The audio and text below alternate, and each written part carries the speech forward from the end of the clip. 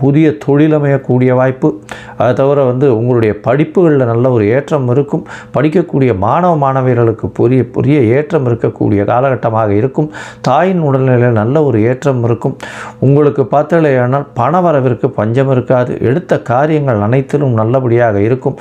நல்ல தூக்கம் இருக்கக்கூடிய காலகட்டமாக இருக்கும். சுகமான தூக்கம். அயன சயன போகஸ்தானத்தையே குரு பார்க்குறார் முதல் 2 மாதம். அது ஒரு பெரிய ஏற்றத்தை கொடுக்க போகிறது. கணவன் மனைவிக்குள்ள நல்ல ஒரு அந்யோன்யம் இருக்கக்கூடிய வாய்ப்புகள் நிச்சயமாக இருக்கும். மொத்தத்தில் பார்க்கும்பொழுது உங்களுக்கு ஒரு பெரிய ஏற்றமான காலமாக இருக்க போகிறது.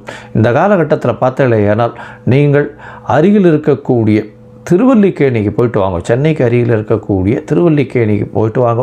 ஏன்னா அவரையே ஜெகத்குருன்னு சொல்லியிருக்கார். அதனால் கிருஷ்ணம் வந்தே ஜெகத்குருன்னு சொல்லக்கூடிய அளவுக்கு தேரோட்டியாக இருந்து எல்லாருக்கும் குருவாக இருந்து நம்மளுக்கு பகவத்கீதையை கொடுத்து பெரிய பண்ணதுனால கிருஷ்ணம் வந்தே ஜெகத்குருன்னு சொல்கிறதுனால திருவல்லிக்கேணிக்கு ஒரு தரமாவது போயிட்டு வாங்க.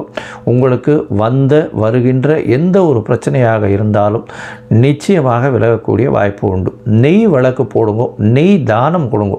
அருகில் இருக்க கோவிலில் நெய் தானம் கொடுங்க. பஞ்சு திரி போட்ட நெய் தானம் கொடுங்க. அதாவது பஞ்சுத்திரி போட்ட நெய் விளக்கு ஏற்றுங்க. நெய் தானம் கொடுக்கறது ரொம்பவும் நல்லது.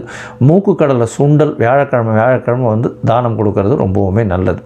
மொத்தத்தில் இந்த மேஷராசிக்காரர்களுக்கு ஒரு பெரிய வரப்பிரசாதமான மாற்றங்கள் ஏற்படக்கூடிய ஏற்றங்கள் ஏற்படக்கூடிய குரு அதிசார வக்கர பயிற்சியாக இருக்கும்.